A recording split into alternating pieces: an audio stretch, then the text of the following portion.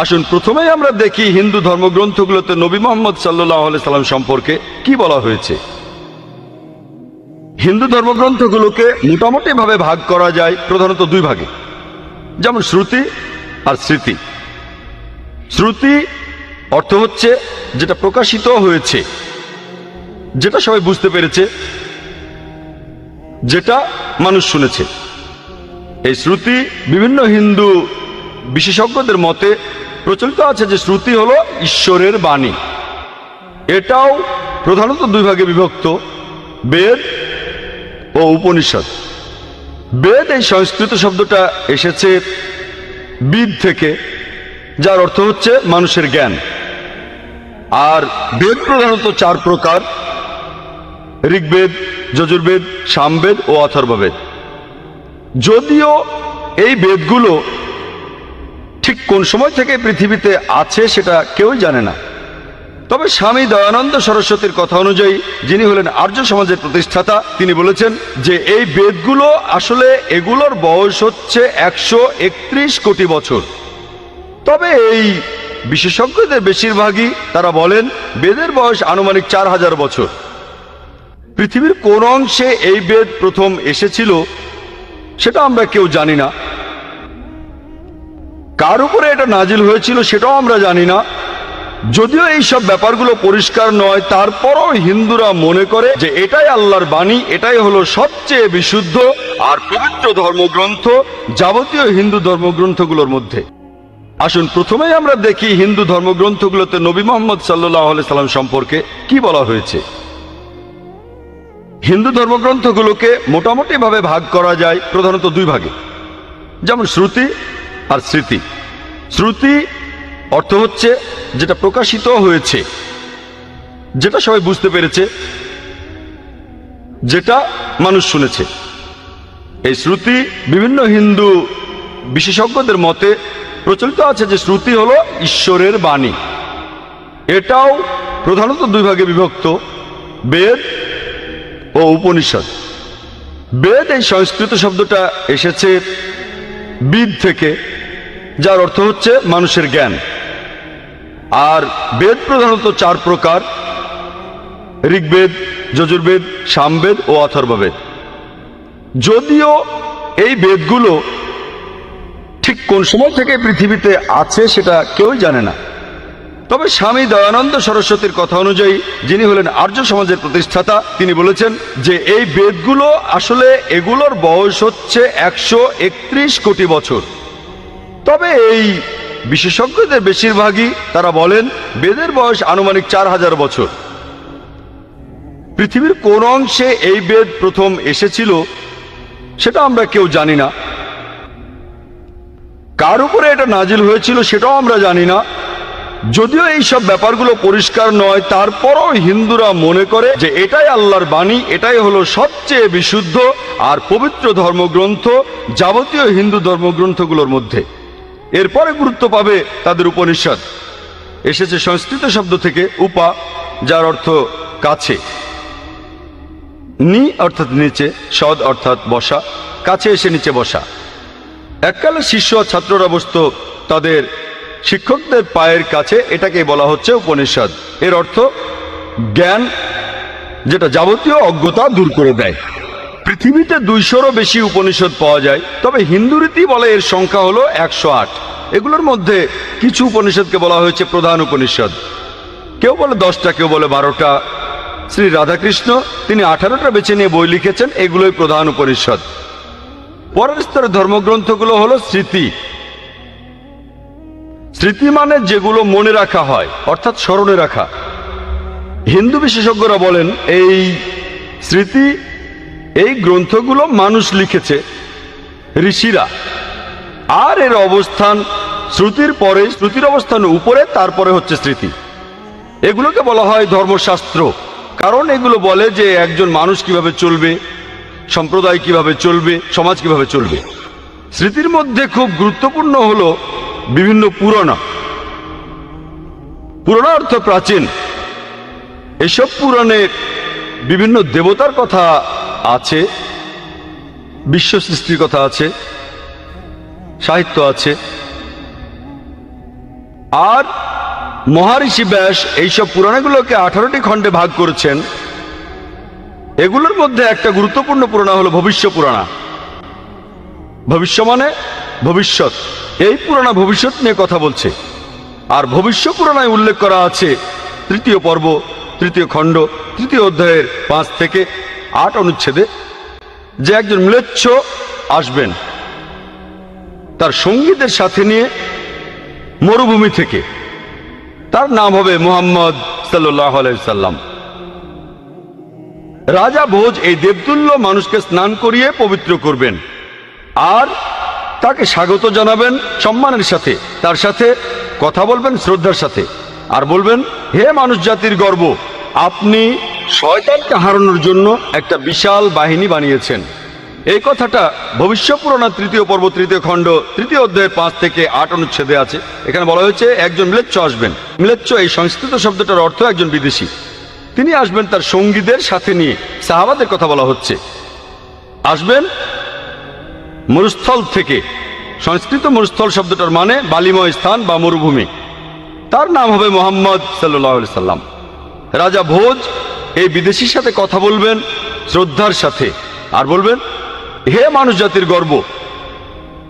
আপনারা জানেন যে মুহাম্মদ সাল্লাল্লাহু আলাইহি সাল্লাম তিনি মানুষ জাতির গর্ব। আল্লাহ পবিত্রকরণে বলেছেন, সূরা কালামের 4 নম্বর আয়াতে উল্লেখ করা হয়েছে, নিশ্চয়ই তুমি সবচেয়ে মহান চরিত্রে অধিষ্ঠিত। পবিত্রকরণে সূরা আহজাবের 21 নম্বর আয়াতে উল্লেখ করা হয়েছে, নিশ্চয়ই আল্লাহর রাসূল মুহাম্মদ সাল্লাল্লাহু আলাইহি সাল্লাম, তার মধ্যে তোমাদের জন্য উত্তম আদর্শ রয়েছে। পুরাণ আরো বলছে যে সেই লোক তার বাহিনী নিয়ে শয়তানের বিরুদ্ধে যুদ্ধ করবে। আমরা জানি আমাদের প্রিয় নবীজি এই কাজটা করেছিলেন। এই ভবিষ্যৎবাণী একেবারে স্পষ্ট করেই বলছে মুহাম্মদ সাল্লাল্লাহু আলাইহি সাল্লামের কথা। কিছু মানুষ বলতে পারে এখানে যে ভোজ রাজার কথা বলা আছে তিনি ছিলেন 11 শতাব্দীতে, মুহাম্মদ সাল্লাল্লাহু আলাইহি ওয়াসাল্লামের জন্মেরও 500 বছর পরে। আর এই ভোজ রাজা ছিলেন রাজা শিলাবাহন এর 10ম হয়ে গেছে। এখানে যে শত্রুরা আগে রাজত্ব করত, এখন সেখানে এসেছে আরো শক্তিশালী শত্রু। আমি একজন মানুষকে পাঠাবো যার নাম হবে মুহাম্মদ সাল্লাল্লাহু আলাইহি সাল্লাম। মানুষকে পরিচালিত করবেন সরল পথে। হে রাজা ভোজ, তুমি পিশাচদের রাজ্যে কখনোই যাবে না, কারণ আমি আমার দয়া দিয়েই তোমাকে পবিত্র করব। তারপর দেবতুল্য একজন মানুষ ভোজ রাজার কাছে আসলো। তারপর বলল যে আর্য ধর্ম এই পৃথিবীতে প্রতিষ্ঠিত হবে। এটা হবে ঈশ্বর পরমাত্মার আদেশে। আমার অনুসারীদের খাতনা দেওয়া থাকবে। তাদের মাথার পেছনে কোনো টিকি থাকবে না। তারা মুখে দাড়ি রাখবে। তারা একটা বিপ্লব করবে। তারা প্রার্থনার জন্য আহ্বান করবে। তারা সব হালাল খাবার খাবে। তারা বিভিন্ন পশুর মাংস খাবে, তবে এই লোকগুলো শূকরের মাংস খাবে না। তারা লতাপাতার মাধ্যমে নিজেদের পবিত্র করবে না, নিজেদের পবিত্র করবে যুদ্ধের মাধ্যমে। তাদের সম্প্রদায়কে বলা হবে মুসলমান।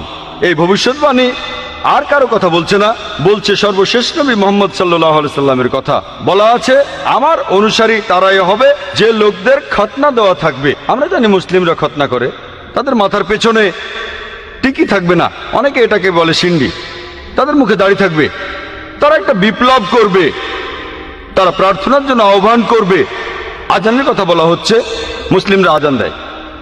তারা সব হালাল খাবার খাবে, বিভিন্ন প্রাণীর মাংস খাবে, তবে তারা শূকরের মাংস খাবে না। আল্লাহ পবিত্র কোরআনে সব মিলিয়ে 4 জায়গায় বলেছেন।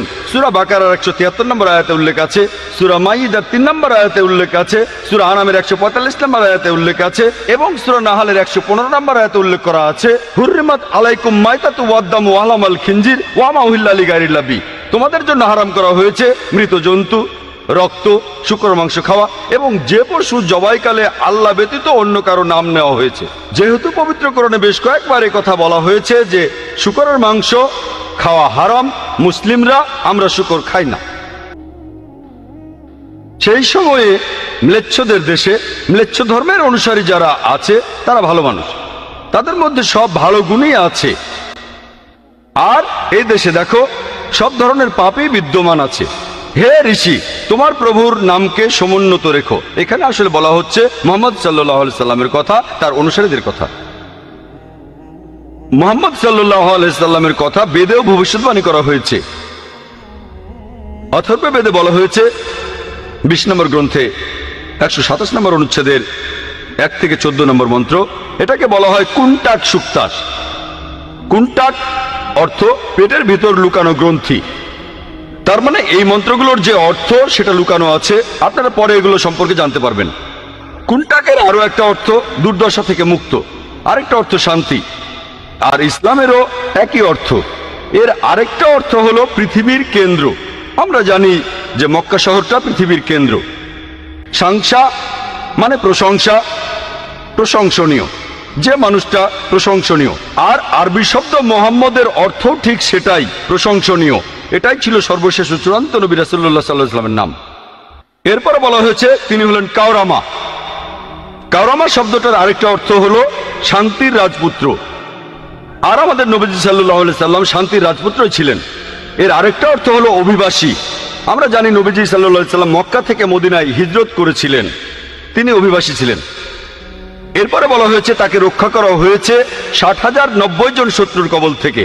আমরা জানি সে সময় মক্কায় যেসব লোক নবীজি সাল্লাল্লাহু আলাইহি সাল্লামের বিরুদ্ধে ছিলেন তাদের সংখ্যা ছিল প্রায় 60,000। 2 নম্বর মন্ত্র বলছে তিনি হবেন একজন উটে চড়া ঋষি।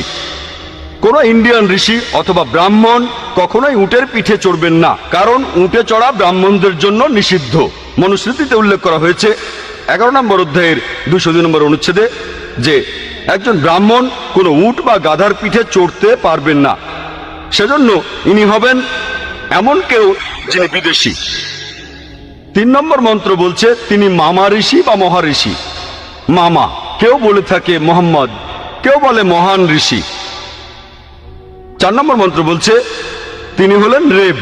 রেব অর্থ যে প্রশংসা করে। আমাদের নবীজি সাল্লাল্লাহু আলাইহি সাল্লামের আরেকটা নাম হলো আহম্মদ, যে প্রশংসা করে, এটার আরবি হলো আহম্মদ। এটা ছিল আমাদের নবীজি সাল্লাল্লাহু আলাইহি সাল্লামের আরেকটা নাম। অথর্ববেদে মুহাম্মদ সাল্লাল্লাহু আলাইহি সাল্লাম সম্পর্কে আরো ভবিষ্যৎবাণী আছে। 20 নম্বর গ্রন্থে 21 নম্বর অনুচ্ছেদের 6 নম্বর মন্ত্র বলা হয়েছে, এখানে আহজাবের যুদ্ধের কথা বলা হয়েছে। আহজাবের যুদ্ধ এখানে বলা হয়েছে যে এই ঋষিকে রক্ষা করা হবে 10,000 শত্রুর কবল থেকে, আর তিনি এই যুদ্ধে বিজয়ী হবেন লড়াই না করেই। তিনি একজন কারু। এখন সংস্কৃত শব্দ কারু অর্থাৎ যে ব্যক্তি প্রশংসা করে, আরবি করলে যেটা হবে আহম্মদ, যেটা আমাদের নবীজির আরেকটা নাম। বলা হয়েছে তিনি লড়াই না করেই এই যুদ্ধে জিতবেন, অর্থাৎ আহজাবের যুদ্ধের কথা, যেখানে লড়াই না করেই মুসলিমরা জিতেছিল। আমরা জানি যে সেই যুদ্ধে শত্রুপক্ষের লোকজন ছিল প্রায় 10,000। এরপর আরো আছে অথর্ববেদে 20 নম্বর গ্রন্থ 21 নম্বর অনুচ্ছেদের 7 নম্বর মন্ত্র যে মহান ঈশ্বর ক্ষমতাচ্যুত করবেন 20 জন রাজাকে, আর তিনি রক্ষা করবেন আবান্দুকে 60,090 জন শত্রুর কবল থেকে। আর সে সময় যারা নবীজি সাল্লাল্লাহু আলাইহি সাল্লামের সাথে বিরোধিতা করেছিল তাদের সংখ্যা ছিল প্রায় 60,000। এই একই ভবিষ্যৎবাণীটা ঋগ্বেদেও করা হয়েছে 1 নম্বর গ্রন্থ 53 নম্বর অনুচ্ছেদের 9 নম্বর মন্ত্রে। তবে এখানে তাকে বলা হয়েছে যে সুশ্রামা। সুশ্রামা শব্দটার অর্থ যে ব্যক্তি প্রশংসনীয়, যেটা আমাদের নবীজির নামের অর্থ। নবীজির কথা ভবিষ্যৎবাণী করছে অগ্নি 64 নম্বর মন্ত্র। এখানে বলা হয়েছে যে এই ঋষি তিনি তার মায়ের দুধ পান করবেন না, তিনি মায়ের বুকের দুধ পান করবেন না। আমরা জানি যে নবীজি সাল্লাল্লাহু আলাইহি সাল্লাম তিনি মায়ের দুধ পান করেননি। আর বিবি হালিমা রাদিয়াল্লাহু আনহা তিনি ছিলেন নবীজি সাল্লাল্লাহু আলাইহি সাল্লামের দাইমা। এছাড়াও নবীজি সাল্লাল্লাহু আলাইহি সাল্লামকে বলা হয়েছে আহমদ, যিনি প্রশংসা করেন। অনেক জায়গায় আছে, উত্তর চিকে আছে মন্ত্র নম্বর 1500। এরপর ইন্দ্র 2 নম্বর অধ্যায়ের 152 নম্বর মন্ত্রে, যজুর্বেদের 31 নম্বর অধ্যায়ের 18 নম্বর অনুচ্ছেদে, ঋগ্বেদে 8 নম্বর গ্রন্থ 6 নম্বর অনুচ্ছেদের 10 নম্বর মন্ত্রে, অথর্ববেদে 8 নম্বর গ্রন্থ 5 নম্বর অনুচ্ছেদের 16 নম্বর মন্ত্রে, অথর্ববেদে 20 নম্বর গ্রন্থ 126 নম্বর অনুচ্ছেদের 14 নম্বর মন্ত্রে আছে। নবীজি মুহাম্মদ সাল্লাল্লাহু আলাইহি সাল্লামকে আহমেদ বলে ডাকার পাশাপাশি অনেক জায়গায় তাকে আরেকটা নামে ডাকা হয়েছে, সেটা নরশংসা। আমি একথা আগেও বলেছি, নরশংসা শব্দটার প্রথম অংশ নর, যার অর্থ একজন মানুষ বা ব্যক্তি, আর সংসা এটার মূল শব্দ হলো প্রশংসা, যার অর্থ হচ্ছে যে মানুষটা প্রশংসনীয়। তাহলে নবীজি মুহাম্মদ সাল্লাল্লাহু আলাইহি সাল্লামকে নরসংসা অর্থাৎ মোহাম্মদ বলে হিন্দু বিভিন্ন ধর্মগ্রন্থের অনেক জায়গায় উল্লেখ করা হয়েছে। ঋগ্বেদে 1 নম্বর গ্রন্থ 13 নম্বর অনুচ্ছেদের 3 নম্বর মন্ত্রে, ঋগ্বেদের 1 নম্বর গ্রন্থ 18 নম্বর অনুচ্ছেদের 9 নম্বর মন্ত্রে, ঋগ্বেদের 1 নম্বর গ্রন্থ 106 নম্বর অনুচ্ছেদের 4 নম্বর মন্ত্রে, ঋগ্বেদে 1 নম্বর গ্রন্থ 142 নম্বর অনুচ্ছেদের 3 নম্বর মন্ত্রে, ঋগ্বেদে 2 নম্বর গ্রন্থ 3 নম্বর অনুচ্ছেদের 2 নম্বর মন্ত্রে, ঋগ্বেদে 5 নম্বর গ্রন্থ 5 নম্বর অনুচ্ছেদের 2 নম্বর মন্ত্রে, ঋগ্বেদে 7 নম্বর গ্রন্থ 2য় অনুচ্ছেদের 2য় মন্ত্রে, ঋগ্বেদে 10 নম্বর গ্রন্থ 64 নম্বর অনুচ্ছেদের 3 নম্বর মন্ত্রে, ঋগ্বেদে 10 নম্বর গ্রন্থ 182 নম্বর অনুচ্ছেদের 2 নম্বর মন্ত্রে, যজুর্বেদে 20 নম্বর অধ্যায়ের 37 অনুচ্ছেদে, যজুর্বেদে 20 নম্বর অধ্যায়ের 57 অনুচ্ছেদে, যজুর্বেদের 21 অধ্যায়ের 31 অনুচ্ছেদে, যজুর্বেদের 21 অধ্যায়ের 55 অনুচ্ছেদে, যজুর্বেদের 28 অধ্যায়ের 2 অনুচ্ছেদে, যজুর্বেদের 28 অধ্যায়ের 19 অনুচ্ছেদে, যজুর্বেদে 28 অধ্যায়ের 42 নম্বর অনুচ্ছেদে। এভাবে সারাদিন শুধু রেফারেন্সই দিয়ে যেতে পারেন যে হিন্দু ধর্মগ্রন্থে এই সব জায়গায় আমাদের নবীজির নাম উল্লেখ করা হয়েছে। হাতে সময় কম না হলে শুধু হিন্দু ধর্মগ্রন্থে মুহাম্মদ সাল্লাল্লাহু আলাইহি সাল্লামের বর্ণনা নিয়ে একটা লেকচার দেওয়া যেত। যেহেতু হাতে সময় কম, তাই আর একটা ভবিষ্যৎবাণীর কথা বলবো হিন্দু ধর্মগ্রন্থে মুহাম্মদ সাল্লাল্লাহু আলাইহি সাল্লামের বর্ণনা নিয়ে, যেটা হলো কল্কি অবতার। এটার উল্লেখ আছে ভগবত পুরাণায় 12 নম্বর খণ্ড 2য় অধ্যায়ের 18 থেকে 20 নম্বর অনুচ্ছেদে বলা হয়েছে যে বিষ্ণু ইয়াস নামে একজনের ঘরে যে মহৎ হৃদয়ের ব্রাহ্মণ, যে শাম্বালা নামের একটা গ্রামের প্রধান, তার ঘরে জন্মাবে কল্কি। তাকে ঈশ্বর দেবেন উৎকৃষ্ট গুণাবলী, আর ঈশ্বর তাকে দেবেন 8টা অলৌকিক শক্তি। তিনি চড়বেন একটা সাদা ঘোড়ায়, তার ডান হাতে থাকবে একটি তরবারি। এরপর ভগবত পুরাণায় উল্লেখ করা হয়েছে 1 নম্বর খণ্ড 3য় অধ্যায়ের 25 নম্বর মন্ত্রে যে কলিযুগে যখন রাজারা হবে ডাকাতের মতো, কলিযুগে যখন রাজারা হবে ডাকাতের মতো, সেই সময় বিষ্ণু ইয়াসের ঘরে জন্মগ্রহণ করবে কল্কি। কল্কি অবতারকে যুদ্ধক্ষেত্রে দেবদূত বা ফেরেশতারা সাহায্য করবে। কল্কি পুরাণের 2য় অধ্যায়ের 11 নম্বর মন্ত্রে বলা হয়েছে যে বিষ্ণু ইয়াস নামে এক ব্যক্তির ঘরে জন্ম নেবে সুমতির গর্ভে। কল্কি পুরাণের 2য় অধ্যায়ের 15 নম্বর মন্ত্রে উল্লেখ করা হয়েছে যে তিনি মাধব মাসের 12 দিনে জন্মগ্রহণ করবেন। এক কথায় হিন্দু ধর্মগ্রন্থের এই কথাগুলি কল্কি অবতার সম্পর্কে বলছে। আমি এবারে এই কথাগুলি আবারও সাজিয়ে আর সংক্ষেপে বলছি।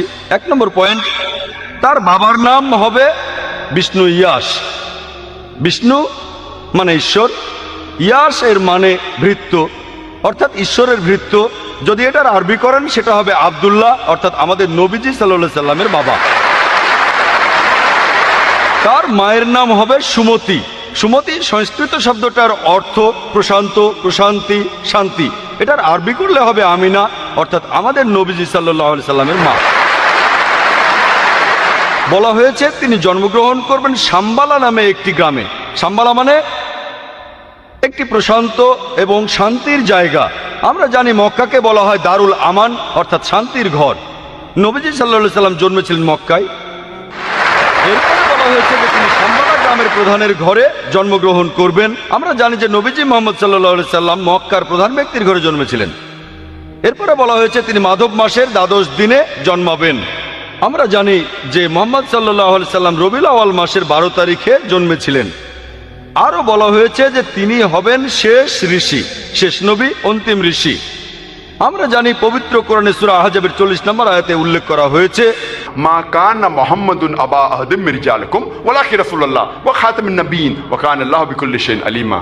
মুহাম্মদ সাল্লাল্লাহু আলাইহি সাল্লাম তোমাদের মধ্যে কোনো পুরুষের পিতা নয়, তবে তিনি আল্লাহর প্রেরিত রাসূল এবং তিনি নবুয়তের সিলমোহর।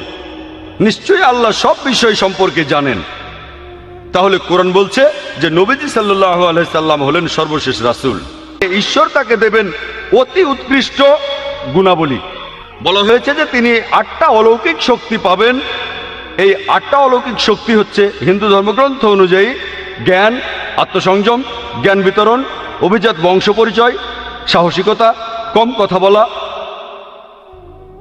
মহানুভবতা এবং পরোপকারিতা, এই 8টা গুণের সবগুলোই আলহামদুলিল্লাহ সর্বশেষ ও চূড়ান্ত নবী মুহাম্মদ সাল্লাল্লাহু আলাইহি ওয়াসাল্লামের ভেতরে দেখা যায়।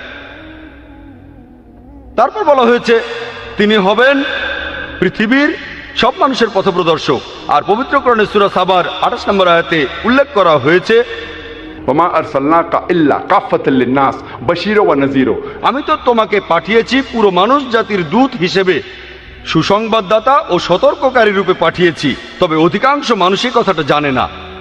এরপরে বলা হয়েছে যে কল্কি অবতার চড়বেন একটি সাদা ঘোড়ায়। আমরা জানি যে নবীজি মুহাম্মদ সাল্লাল্লাহু আলাইহি ওয়াসাল্লাম বুরাকে চড়েছিলেন যখন মেরাজে গিয়েছিলেন। এরপরে আরো বলা হয়েছে যে তার হাতে থাকবে একটি তরবারি। আর আমরা জানি মুহাম্মদ সাল্লাল্লাহু আলাইহি ওয়াসাল্লাম যুদ্ধে অংশ নিয়েছিলেন, আর বেশিরভাগই ছিল আত্মরক্ষার জন্য সরাসরি অংশ নিয়েছিলেন, তখন তার ডান হাতে তরবারি বলেছ। এরপরে আসুন এবারে দেখি পার্সি ধর্মগ্রন্থে নবীজি সাল্লাল্লাহু আলাইহি ওয়াসাল্লামকে নিয়ে কি ভবিষ্যৎবাণী করা হয়েছে। জরাথুস্ট্র তিনি হলেন এই ধর্মের প্রতিষ্ঠাতা। এটাকে আরো বলা হয় পার্সিজম। এটার উৎপত্তি হয়েছে পার্সিয়াতে এখন থেকে 2500 বছর আগে। এই পার্সিজম ধর্মটাকে আরো বলা হয় ম্যাগিয়ানিজম, অথবা যে ধর্মের অনুসারীরা অগ্নি পূজা করে। পার্সিদের যে পবিত্র ধর্মগ্রন্থ সেগুলো দশাতির এবং আভেস্তা। আভেস্তাকে আবার জেন্দ আভেস্তাও বলা হয়। দশাতির 2 ভাগে বিভক্ত, খুর্দা দশাতির ও করণ দশাতির। আভেস্তারও আবার 2 ভাগ, খুর্দা আভেস্তা ও করণ আভেস্তা। অনেকে এগুলোকে বলে জেন বা মহাজেন। আপনারা যদি এই পার্সি ধর্মগ্রন্থ পড়েন, অনেক জায়গাতে দেখবেন নবীজি মুহাম্মদ সাল্লাল্লাহু আলাইহি ওয়াসাল্লামের কথা সেখানে বলা হয়েছে। আভেস্তায় উল্লেখ করা হয়েছে আছে ফারওয়ার্দিনী আসতে 28 নম্বর অধ্যায়ের 129 নম্বর অনুচ্ছেদে বলা হয়েছে তার নাম হবে জয়যুক্ত, তার নাম হবে আস্তাবেত আরেতা, তার আরো একটা নাম হবে সোসিম। বলা হয়েছে যে তাকে এখানে ডাকা হবে নামটা সোশিয়ান, তার নাম হবে আস্তাবেত আরেতা। আমরা জানি নবীজি সাল্লাল্লাহু আলাইহি ওয়াসাল্লাম যুদ্ধ জিতেছিলেন, অনেক যুদ্ধে জিতেছিলেন। আর এখানে সোশিয়ান থাকবে। ইতিহাসের বিশ্বকোষের কথা অনুযায়ী শব্দটার অর্থ যে মানুষটা প্রশংসা করেছে। এটার আরবি হলে সেটাই হবে মুহাম্মদ সাল্লাল্লাহু আলাইহি সাল্লাম। তাহলে পার্সি বিভিন্ন ধর্মগ্রন্থেও মুহাম্মদ সাল্লাল্লাহু আলাইহি সাল্লামের নাম উল্লেখ করা হয়েছে। এরপর বলা হয়েছে তিনি হবেন আস্তাবেত আরিতা। আস্তাবেত আরিতা অর্থাৎ যে ব্যক্তি প্রশংসা করে, এটা হলো নবীজি সাল্লাল্লাহু আলাইহি সাল্লামের আরেকটা নাম আহমদ। আহমদ শব্দটার অর্থ যে প্রশংসা করে। এখানে সাহাবীগণের কথা বলা হচ্ছে, অর্থাৎ নবীজির সহচরেরা তারা ভালো মানুষ হবে, চিন্তা করে কাজ করবে, ভালো কথা বলবে, তারা সবাই ভালো কাজ করবে, তাদের জিহ্বা কোনো মিথ্যা উচ্চারণ করে না, অর্থাৎ তারা মিথ্যা কথা বলে না। আর আমরা জানি যে সাহাবীগণ মাশাআল্লাহ সত্যি কথাই বলতেন। এরপর দশাতিরেও নবীজি মুহাম্মদ সাল্লাল্লাহু আলাইহি ওয়াসাল্লাম সম্পর্কে ভবিষ্যৎবাণী করা হয়েছে। এটা হলো পার্সিদের আরেকটা ধর্মগ্রন্থ। দশাতির মানে 10 আর 3, অর্থাৎ যে বইটার 10টা অংশ আছে। এটা দস্তুর শব্দটার বহুবচন, আর দস্তুর মানে একটা ধর্মীয় আইন। তাহলে এই বইটাতে 10টা অংশ আছে আর ধর্মীয় আইন। দশাতিরে উল্লেখ করা হয়েছে যে পার্সিরা যখন তাদের ধর্ম ত্যাগ করবে, জেরস্ট্রিয়ানরা যখন তাদের ধর্ম ত্যাগ করবে, যখন তারা নিঃসঙ্গ হয়ে যাবে, তখন মরুভূমি থেকে একজন লোক আসবে, তার অনুসারীরা পার্সিদের বশে আনবে, আর তারা পার্সিদের রাজ্য জয় করে নেবে। তারা মানুষ জাতির জন্য একটা অনুগ্রহ হবে। তারা তাদের মন্দিরের ভেতর আগুনের পূজা করবে না, তারা প্রার্থনা করবে ইব্রাহিমের ঈশ্বরের ঘরের দিকে মুখ করে। তারা কোনো মূর্তি পূজা করবে না। তারা হবে প্রভু এবং শাসক পার্সিয়ার। এছাড়াও তারা পার্সিয়ার অন্যান্য ধর্মীয় স্থানেও রাজত্ব করবে। আর তাদের নবী তিনি খুব যুক্তিবাদী হবেন আর অলৌকিক কাজ করবেন। বলা হয়েছে যে আরেকজন বুদ্ধ আসবেন, তার নাম মাইত্রী, যিনি পবিত্র, যিনি সবার উপরে, যিনি আলোকপ্রাপ্ত, যিনি খুব জ্ঞানী আর বিনয়ী, যিনি মঙ্গলজনক, যার রয়েছে বিশ্বজগতের জ্ঞান। তিনি অলৌকিকভাবে যে জ্ঞান আরোহণ করবেন সেটা পুরো পৃথিবীতে প্রচার করবেন। তিনি একটা ধর্ম প্রচার করবেন যে ধর্মটা শুরুতে গৌরবময় থাকবে, চরম সময়ে গৌরবময় থাকবে, আর শেষেও গৌরবময় থাকবে। তিনি একটা জীবন দর্শন প্রচার করবেন যেটা হবে সত্য এবং পুরোপুরি সঠিক। তার সাথে কয়েক হাজার সন্ন্যাসী থাকবে, যেখানে আমার সাথে কয়েকশো সন্ন্যাসী থাকে। এই কথাটা আরো বলা হয়েছে সেক্রেট বুক অব স্টে 35 নম্বর খণ্ডের 225 নম্বর পৃষ্ঠায়। একজন মাইত্রী আসবেন যার কিছু বিশেষ বৈশিষ্ট্য আর গুণ থাকবে। এরপরে বলা হয়েছে যে তিনি হাজার হাজার মানুষকে নেতৃত্ব দেবেন, যেখানে আমি নেতৃত্ব দিয়েছি কয়েকশো মানুষকে। এরপরে আরো আছে গসপেল অফ বুদ্ধায় 217 ও 218 নম্বর পৃষ্ঠায়, যে আনন্দ বুদ্ধকে প্রশ্ন করলেন যে হে আশীর্বাদ প্রাপ্ত, আপনি যখন চলে যাবেন কে আমাদের পথ দেখাবে? তখন গৌতম বুদ্ধ উত্তরে বললেন, আমি এই পৃথিবীর প্রথম বুদ্ধ নই, এমনকি শেষ বুদ্ধ আমি নই। ভবিষ্যতে আরেকজন বুদ্ধ পৃথিবীতে আসবেন, যিনি পবিত্র, যিনি সবার উপরে, যিনি আলোকপ্রাপ্ত, যিনি খুব জ্ঞানী আর বিনয়ী। বুদ্ধের প্রধান শিষ্য আনন্দ তাকে প্রশ্ন করলেন, আমরা তাকে কিভাবে চিনব? বুদ্ধ উত্তর দিলেন, সেই লোকের নাম হবে মাইত্রী। মাইত্রী অর্থাৎ ক্ষমাশীল, স্নেহময়, দয়ালু, করুণাময়। এই শব্দটার আরবি করলে হবে রাহমা। আল্লাহ পবিত্র কোরআনে বলেছেন, সূরা আম্বিয়ার 107 নম্বর আয়াতে উল্লেখ করা হয়েছে, ওয়ামা আরসালনাকা ইল্লা রাহমাতুল লিল আলামিন, আমি তো তোমাকে পাঠিয়েছি শুধুমাত্র বিশ্বজগতের প্রতি রহমত হিসেবে, জীবজগতের প্রতি রহমত হিসেবে, পুরো মানুষ জাতির প্রতি রহমত হিসেবে। এই রাহমা শব্দটা আর এর সমার্থক শব্দ ক্ষমা, এটা কোরআনে আছে সব মিলিয়ে 409 বার। আর কোরআনের প্রত্যেক সূরা, শুধুমাত্র 9 নম্বর সূরা তাওবা বাদে প্রত্যেক সূরার শুরুতেই আছে বিসমিল্লাহির রহমানির রহিম, দয়াময় পরম দয়ালু আল্লাহর নামে শুরুতে হবে। তাহলে বৌদ্ধ ধর্মগ্রন্থে এরপরে আরো আছে সেক্রেট বুক অব দ্য স্টে 11 নম্বর খণ্ডের 97 নম্বর পৃষ্ঠায়, মহাপরিনির্বাণ সুত্তা 5 নম্বর অধ্যায়ের 36 পৃষ্ঠায় বলা হয়েছে যে গৌতম বুদ্ধের যেমন এক পরিচারক ছিল, অর্থাৎ প্রধান শিষ্য আনন্দ, একইভাবে মাইত্রীরও এক পরিচারক থাকবে। ইতিহাস থেকে আমরা জানি, নবীজি সাল্লাল্লাহু আলাইহি সাল্লামের সিরাত থেকে, যে আমাদের নবীজির পরিচারক ছিলেন হযরত আনাস রাদিয়াল্লাহু আনহু। তিনি ছিলেন মালিকের পুত্র, আল্লাহ তাকেও শান্তিতে রাখুন। আর হযরত আনাস রাদিয়াল্লাহু আনহু বলেছেন, আমার বাবা মা 8 বছর বয়সে আমাকে নবীজির হাতে তুলে দেন। তার মা নবীজিকে বলেছিলেন, হে আল্লাহর রাসূল, একে আপনার পরিচারক হিসেবে গ্রহণ করুন। আর হযরত আনাস রাদিয়াল্লাহু আনহু বলেছেন যে নবীজি সাল্লাল্লাহু আলাইহি সাল্লাম তাকে দেখতেন নিজের ছেলের মতোই। আর আমরা জানি হযরত আনাস রাদিয়াল্লাহু আনহু সবসময় নবীজির সঙ্গে থাকতেন, শান্তির সময় থাকতেন, যুদ্ধের সময়ও থাকতেন, নিরাপত্তার সময় থাকতেন, বিপদের সময়ও থাকতেন। এভাবে আনন্দের সাথে তার তুলনা করা যায়। যখন গৌতম বুদ্ধের দিকে একটা পাগলা হাতি তেড়ে আসলো, আনন্দ তখন বুদ্ধের সামনে গিয়ে দাঁড়িয়েছিলেন। আমরা জানি একইভাবে হযরত আনাস রাদিয়াল্লাহু আনহু উহুদের যুদ্ধের সময়, তার বয়স 11 বছর, সেই যুদ্ধে যখন শত্রুরা নবীজিকে ঘিরে ফেললো, হযরত আনাস রাদিয়াল্লাহু আনহু নবীজির পাশে ছিলেন। এরপর হুনাইনের যুদ্ধে তার বয়স যখন 16 বছর, শত্রুপক্ষের তীরন্দাজরা নবীজিকে ঘিরে ফেললো, তখনও হযরত আনাস রাদিয়াল্লাহু আনহু নবীজির পাশে ছিলেন। এভাবে আনন্দের সাথে তাকে তুলনা করা যায়। বুদ্ধের দিকে পাগলা হাতি তেড়ে এলে আনন্দ দাঁড়িয়েছিলেন বুদ্ধের সামনে গিয়ে। তাহলে এই ভবিষ্যৎবাণীটাও সত্য হয়েছে যে মাইত্রীর এক পরিচারক থাকবে। এরপর আরো আছে গসপেল অফ বুদ্ধাতে 214 নম্বর পৃষ্ঠায়, যে এই যে মাইত্রী আসবেন, অন্য যে বুদ্ধ আসবেন, তার 6টা গুণ থাকবে। প্রথমটা হচ্ছে তিনি আলোকপ্রাপ্ত হবেন রাতের বেলায়। 2 নম্বর, আলোকপ্রাপ্ত হওয়ার পরে তিনি উজ্জ্বল হবেন। 3 নম্বর, তিনি স্বাভাবিকভাবে মারা যাবেন।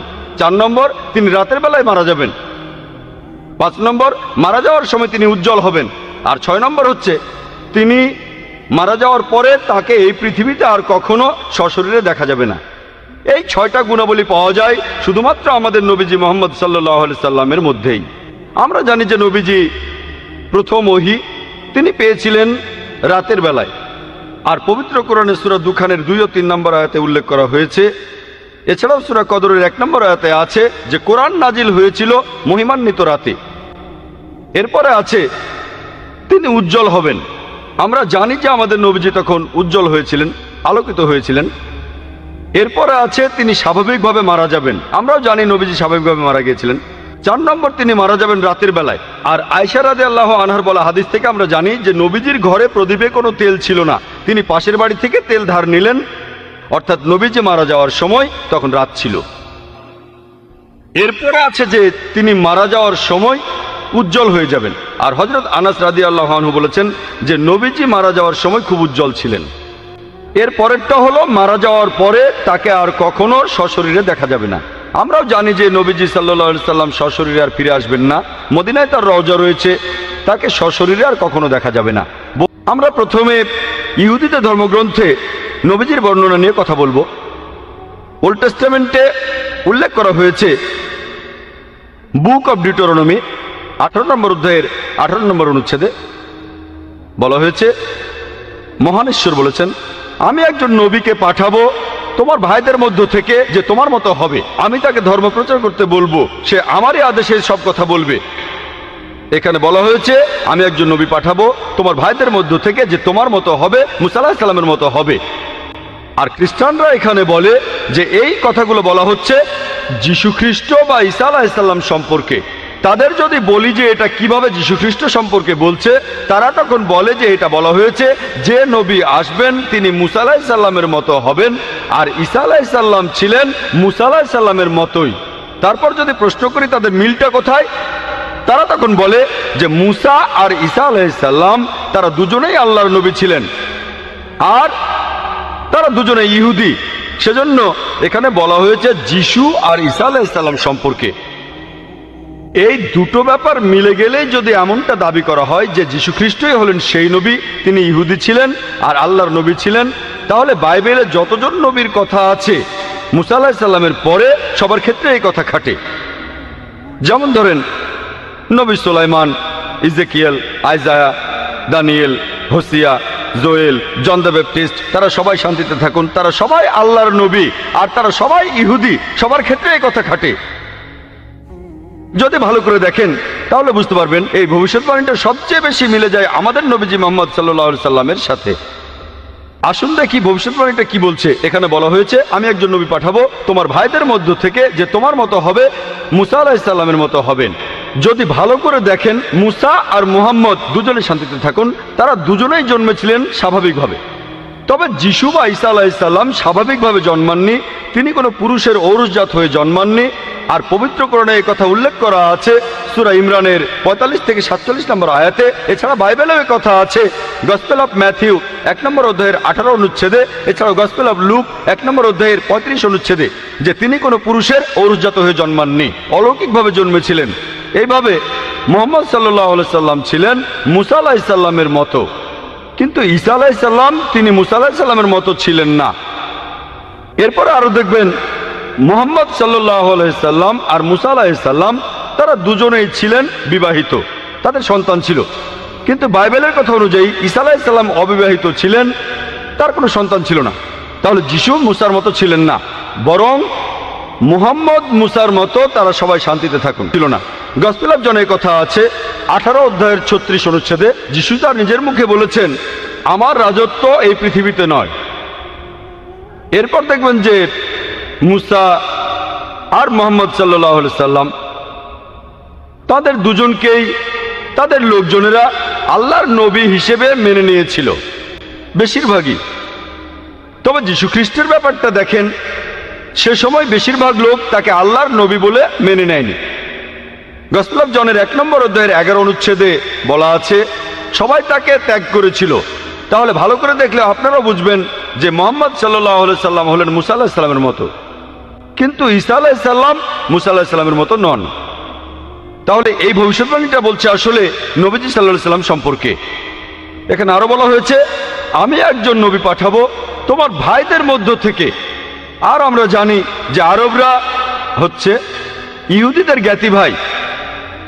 মুসা নবী ইহুদি ছিলেন, মুহাম্মদ সাল্লাল্লাহু আলাইহি সাল্লাম ছিলেন আরব, তারা দুজনে শান্তিতে থাকুন। তাহলে আরব আর ইহুদিরা জ্ঞাতি ভাই। এরপর এখানে আরো বলা হয়েছে আমি একজন নবী পাঠাবো তোমার ভাইদের মধ্য থেকে যে হবে তোমার মতো, আর সে আমার কথা মতো ধর্ম প্রচার করবে, সে আমার আদেশ পালন করবে। আমরা জানি যে মুহাম্মদ সাল্লাল্লাহু আলাইহি সাল্লাম আল্লাহ তাআলার কাছ থেকে ওহী পেয়েছিলেন, আর যা শুনেছিলেন সেটাই তিনি প্রচার করেছিলেন, যেন তার মুখ দিয়ে আল্লাহর কথাই বের হচ্ছে, আর আল্লাহর আদেশেই তিনি এসব করেছিলেন। আসুন এবারে দেখি নিউ টেস্টামেন্টে মুহাম্মদ সাল্লাল্লাহু আলাইহি সাল্লাম সম্পর্কে কি বলা হয়েছে। এখন আমি যদি খ্রিস্টানদের কথা বলি, ওল্ড টেস্টামেন্টে যেসব কথা বলা হয়েছে সেটা তারা মানবে, কারণ এটা তাদের ধর্মগ্রন্থ বাইবেলেরই একটা অংশ। আল্লাহ কোরআনে বলেছেন, সূরা আরাফের 157 নম্বর আয়াতে বলা হয়েছে, তারা অনুসরণ করে নিরক্ষর নবীকে, যার উল্লেখ রয়েছে তাওরাত এবং ইঞ্জিলে। এরপর সূরা সাফের 6 নম্বর আয়াতে উল্লেখ করা হয়েছে, যিশু বা ঈসা আলাইহিস সালাম ইসরায়েলবাসীদের বলছেন, ইসরায়েলের সন্তানদের, আমি আল্লাহর রাসূল হিসেবে তোমাদের কাছে এসেছি। আমার আগে যেসব নবী এসেছেন আমি তাদের সমর্থক, আর সুসংবাদ দিচ্ছি যে একজন নবী আসবেন যার নাম হবে আহমদ। আর নিউ টেস্টামেন্ট পড়লে দেখবেন যে সেখানে নবীজি সাল্লাল্লাহু আলাইহি সাল্লাম সম্পর্কে অনেক ভবিষ্যৎবাণী তখন করা হয়েছিল। এরপর আছে গসপেল অফ জন 14 নম্বর অধ্যায়ের 16 নম্বর অনুচ্ছেদে বলা হয়েছে, যিশু বা ঈসা আলাইহিস সালাম বলছেন, আমি পিতার কাছে প্রার্থনা করব, তিনি সাহায্যকারী পাঠাবেন যে সবসময় তোমাদের সাথেই থাকবে। এরপর গসপেল অফ জন 15 অধ্যায় 26 অনুচ্ছেদে বলছে, যখন সেই সাহায্যকারী আসবে, আমার পিতা যাকে পাঠাবেন সে আমার সম্মানটা বাড়িয়ে দেবে। এরপর গসপেল অফ জন 16 নম্বর অধ্যায় 7 অনুচ্ছেদে আছে, আমি তোমাদের সত্যি কথাটাই বলে ফেলি, আমি চলে গেলেই তোমাদের সবার জন্য ভালো হবে, কারণ আমি যদি চলে না যাই তাহলে সেই সাহায্যকারী আসবে না, আর আমি চলে গেলেই সে এখানে আসবে। আর খ্রিস্টানদের বলতে শুনবেন, এই সাহায্যকারী বলতে বোঝায় পবিত্র আত্মাকে। এখন ভালো করে দেখেন, গসপেল অফ জন 16 নম্বর অধ্যায়ের 7 নম্বর অনুচ্ছেদ বলছে, তোমাদের আমি সত্যি কথা বলছি, যিশু তার শিষ্যদের বলছেন, তোমাদের আমি সত্যি কথা বলছি, আমি চলে গেলে তোমাদের জন্যই ভালো হবে, কারণ আমি চলে না গেলে সেই সাহায্যকারী আসবে না, আমি চলে গেলেই সে এখানে আসবে। সাহায্যকারীর পৃথিবীতে আসার শর্ত হলো যে যিশু বা ঈসা আলাইহিস সালাম চলে যাবেন, তিনি চলে গেলেই সাহায্যকারী তারপর এখানে আসবেন। আমরা জানি যে পবিত্র আত্মা তখনও ছিল যিশুকে যখন ব্যাপটাইজ করা হয়, এমনকি যীশু খ্রিস্ট জন্মানোর আগেও পবিত্র আত্মা সেখানে ছিল, যখন তিনি মায়ের গর্ভে ছিলেন। অনেক জায়গায় বাইবেল কথা বলা হয়েছে, তাহলে এই সাহায্যকারী আসলে পবিত্র আত্মা হতে পারে না। এরপরে দেখবেন এই সাহায্যকারী শব্দটা যদি গ্রিক বা অ্যারামাইক ভাষা দেখেন, গ্রিক ভাষায় এই শব্দটা হলো প্যারাক্লিট, এটার অনুবাদ করা হয়েছে সাহায্যকারী। প্যারাক্লিট শব্দটার অর্থ আসলে সমর্থন করা, মূল শব্দটা হলো প্যারাক্লিটস, যার অর্থ যে প্রশংসা করে অথবা যে প্রশংসা পাওয়ার যোগ্য। আমরা জানি যে আমাদের নবীজির দুটো নাম আছে, আহমেদ আর মোহাম্মদ সাল্লাল্লাহু আলাইহি সাল্লাম। এখন শব্দটা যাই হোক, ধরেন প্যারাক্লিটস যে প্রশংসা করে বা প্রশংসনীয়, অথবা ধরেন প্যারাক্লিট হোক সমর্থক বা সাহায্যকারী। আলহামদুলিল্লাহ, এই কথাগুলো সবচেয়ে বেশি মেলে সর্বশেষ নবী মুহাম্মদ সাল্লাল্লাহু আলাইহি সাল্লামের বেলায়।